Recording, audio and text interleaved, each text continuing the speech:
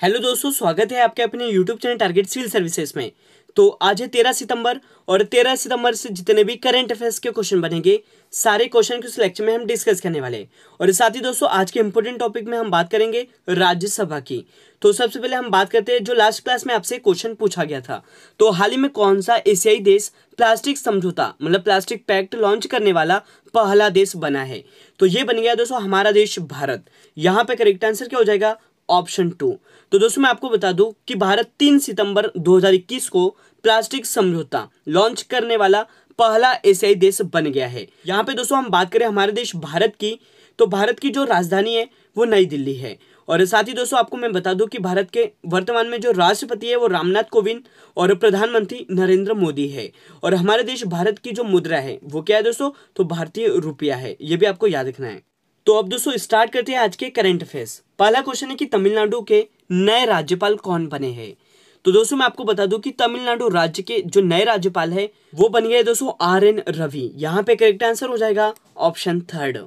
तो हाल ही में दोस्तों राष्ट्रपति के द्वारा कुछ नए राज्यपाल नियुक्त किए गए हैं, जिनमें हम बात करें तमिलनाडु राज्यपाल की तो ये दोस्तों बन गए हैं RN रवि। तो मैं आपको बता दूं कि तमिलनाडु के जो राज्यपाल हैं वो अब RN रवि बन गए हैं। और इससे पहले दोस्तों यह नागालैंड के राज्यपाल थे। और दोस्तों जो असम के राज्यपाल हैं जगदीश मुखी, इनको नागालैंड का अतिरिक्त प्रभार दिया गया है। और साथ ही दोस्तों मैं आपको बता दूं कि ये जो गुरमीत सिंह हैं इन्हें उत्तराखंड का नया राज्यपाल बनाया गया है। और जो बनवारी लाल पुरोहित है इन्हें दोस्तों पंजाब का नया राज्यपाल नियुक्त किया गया है। तो आप देख सकते हो दोस्तों ये है गुरमीत सिंह जिन्हें उत्तराखंड राज्य का राज्यपाल नियुक्त किया है, और RN रवि को तमिलनाडु के नए राज्यपाल के रूप में नियुक्त किया है, और बनवारी लाल जी पुरोहित को पंजाब के नए राज्यपाल के रूप में नियुक्त किया गया है। यहाँ पे दोस्तों हम बात करें जगदीश मुखी की, तो असम के जो राज्यपाल थे जगदीश मुखी, इन्हें नागालैंड का अतिरिक्त प्रभार दिया गया है। तो ये सभी इंपोर्टेंट पॉइंट है जो आपको याद रखने हैं। और अब बात करते हैं दोस्तों अगले क्वेश्चन की। तो हाल ही में भारत और किस देश के बीच 2+2 मंत्री स्तरीय वार्ता संपन्न हुई है? तो दोस्तों मैं आपको बता दूं कि भारत और ऑस्ट्रेलिया के बीच 2+2 मंत्री स्तरीय वार्ता संपन्न हुई है। तो यहाँ पे दोस्तों सबसे पहले हम समझते हैं कि ये जो 2+2 है यह क्या है। तो इसका जो मतलब है वो है कि एक देश का एक विदेश मंत्री और एक रक्षा मंत्री इस मीटिंग में भाग लेते हैं। तो यह दोस्तों 2+2 मंत्री स्तरीय वार्ता हो गई। तो यहाँ पे हम बात करें कि जो ये 2+2 मंत्री स्तरीय वार्ता हुई है इसमें भारत और ऑस्ट्रेलिया ने भाग लिया है। तो यहाँ पे भारत की तरफ से दोस्तों विदेश मंत्री S जयशंकर और रक्षा मंत्री राजनाथ सिंह ने भाग लिया है। और यहीं पर हम बात करें दोस्तों ऑस्ट्रेलिया की तरफ से विदेश मंत्री मारिस पाय ने और रक्षा मंत्री पीटर डटन ने यहाँ पे ऑस्ट्रेलिया की तरफ से पार्टिसिपेट किया है। तो याद रखना है आपको कि ये जो हाल ही में दोस्तों भारत और ऑस्ट्रेलिया के बीच 2+2 मंत्री स्तरीय वार्ता संपन्न हुई है। यहाँ पे दोस्तों मैं आपको बता दूं कि सबसे पहले जो 2+2 वार्ता हुई थी यह भारत और अमेरिका के बीच हुई थी, फिर उसके बाद इंडिया और जापान के बीच हुई, और अब दोस्तों भारत और ऑस्ट्रेलिया के बीच यह संपन्न हुई है। यहाँ पे हम बात करें ऑस्ट्रेलिया की, जिसकी राजधानी दोस्तों कैनबरा है, और यहाँ की जो करेंसी है वो ऑस्ट्रेलिया डॉलर है। बात करें यहाँ के प्रधानमंत्री की तो ये स्कॉट मॉरिसन है। ये सभी इंपॉर्टेंट पॉइंट है आपके एग्जाम पॉइंट ऑफ व्यू, आपको याद रखने हैं। और अब चलते हैं नेक्स्ट क्वेश्चन की ओर। क्वेश्चन है कि हाल ही में विद्यांजलि पोर्टल को किसने लॉन्च किया है? तो दोस्तों मैं आपको बता दूं कि ये जो विद्यांजलि पोर्टल है इसे लॉन्च किया है हमारे देश के प्रधानमंत्री नरेंद्र मोदी जी ने। तो दोस्तों मैं आपको बता दूं कि प्रधानमंत्री नरेंद्र मोदी ने 7 सितंबर 2021 को विद्यांजलि पोर्टल को लॉन्च किया है। और ये जो विद्यांजलि पोर्टल है यह स्कूल के विकास के लिए, शिक्षा, स्वयंसेवकों और दाताओं की सुविधा के लिए शुरू किया गया है। तो आपको याद रखना है दोस्तों इसे लॉन्च किया है नरेंद्र मोदी ने। करेक्ट आंसर क्या हो गया यहाँ पे? ऑप्शन 2। और अब चलते हैं नेक्स्ट क्वेश्चन की ओर। और अभी तक दोस्तों आपने हमारे वीडियो लेक्चर को लाइक नहीं किया तो लाइक कर दें, शेयर भी कर दें। अगर आप इस चैनल पर नए हो तो इसे सब्सक्राइब भी जरूर करें। नेक्स्ट क्वेश्चन है कि राष्ट्रीय अल्पसंख्यक आयोग के नए अध्यक्ष कौन बने हैं? तो ये बन गए दोस्तों इकबाल सिंह लालपुरा। यहाँ पे करेक्ट आंसर क्या हो जाएगा? ऑप्शन 2। तो दोस्तों आपको याद रखना है कि राष्ट्रीय अल्पसंख्यक आयोग के जो अध्यक्ष है वो कौन बन गए हैं? तो इकबाल सिंह लालपुरा। और यहाँ पे दोस्तों हम बात करें कि ये जो राष्ट्रीय पिछड़ा वर्ग आयोग है तो इसके अध्यक्ष कौन है? तो ये भगवान लाल साहनी है। और यहाँ पे साथ ही बात कर लेते हैं कि राष्ट्रीय अनुसूचित जनजाति आयोग के अध्यक्ष कौन है? तो ये हर्ष चौहान है। तो ये सभी इंपोर्टेंट पॉइंट है जो आपको याद रखना है। और यहाँ पे दोस्तों हम बात करें कि ये जो अल्पसंख्यक आयोग है इसके इसके मंत्री कौन है? तो ये मुख्तार अब्बास नकवी है, ये भी आपको याद रखना है। और अब चलते हैं नेक्स्ट क्वेश्चन की ओर। क्वेश्चन है कि डॉक्टर समीर शर्मा को किस राज्य का नया मुख्य सचिव नियुक्त किया गया है? तो दोस्तों मैं आपको बता दूं कि ये जो डॉक्टर समीर शर्मा है, इन्हें आंध्र प्रदेश राज्य का नया मुख्य सचिव नियुक्त किया गया है। तो यहाँ पे करेक्ट आंसर क्या हो जाएगा दोस्तों? ऑप्शन 4। और आप देख सकते हो दोस्तों, ये है डॉक्टर समीर शर्मा। और यहाँ पे दोस्तों हम बात करें आंध्र प्रदेश राज्य की, जिसके वर्तमान में मुख्यमंत्री जगनमोहन रेड्डी है और गवर्नर दोस्तों विश्वभूषण हरिचंदन है। साथ ही दोस्तों यहाँ पे जो राजधानी है वो 3 है, Amravati legislative capital, Visakhapatnam executive capital और कुर्नूल यह दोस्तों जुडिशियल कैपिटल है। और भाषा के आधार पर गठित होने वाला जो पहला राज्य है वो आंध्र प्रदेश राज्य ही है, ये भी आपको याद रखना है दोस्तों।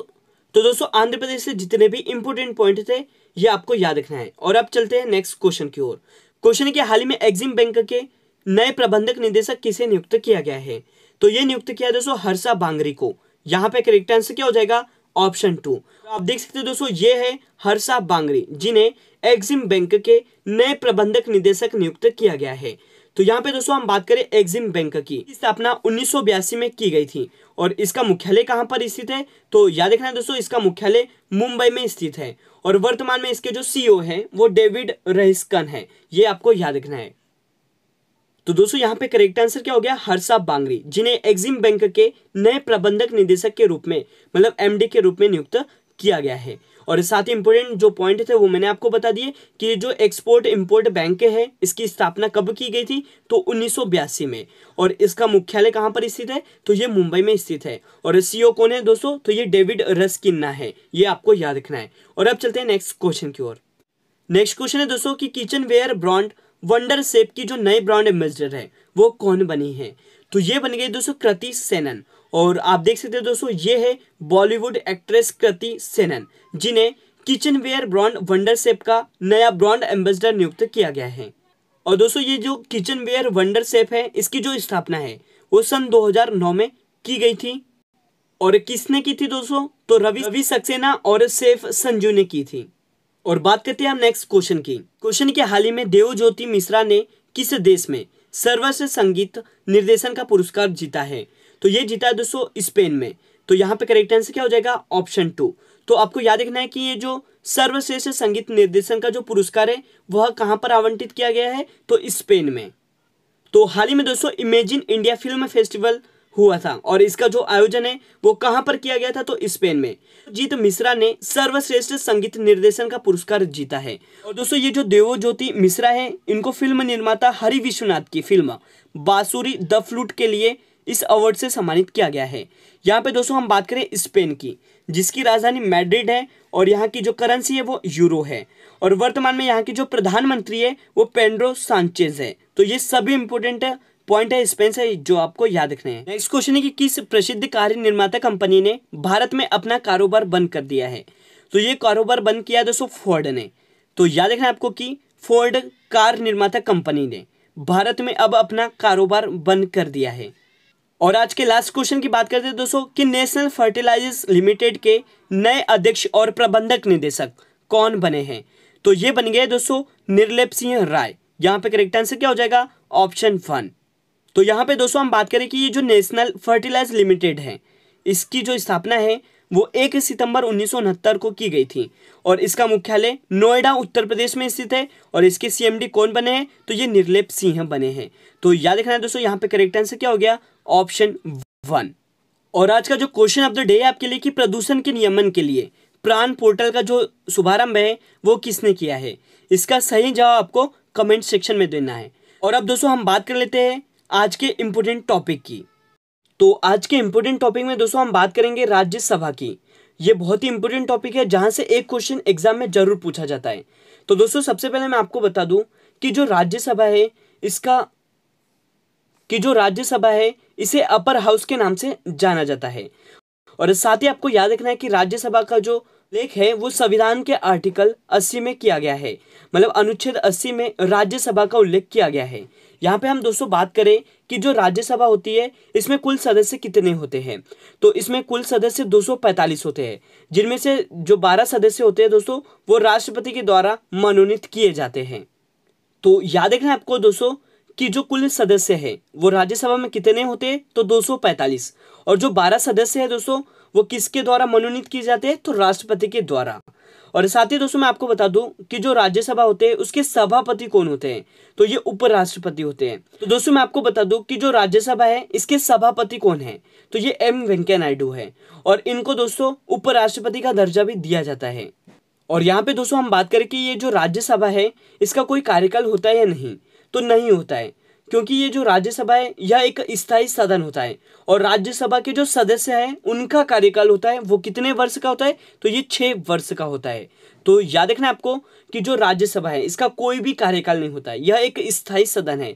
यहीं पर हम दोस्तों बात करें कि लोकसभा, तो इसका कार्यकाल होता है और यह दोस्तों एक अस्थायी सदन है, ये भी आपको पता होना चाहिए।